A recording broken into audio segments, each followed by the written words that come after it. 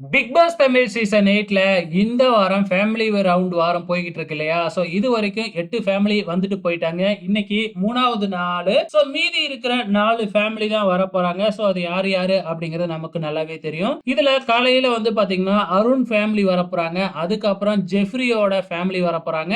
3வதா ஜாக்லியனோட ஃபேமிலியும், 4வதா கடைசியா முத்துவோட ஃபேமிலியும் வராங்க. சோ அருணோட ஃபேமிலில இருந்து அருணோட ஃபேமிலி, அதுக்கப்புறம் அர்ச்சனாவோட ஃப்ரெண்ட் ஒருத்தவங்க வராங்களாம்.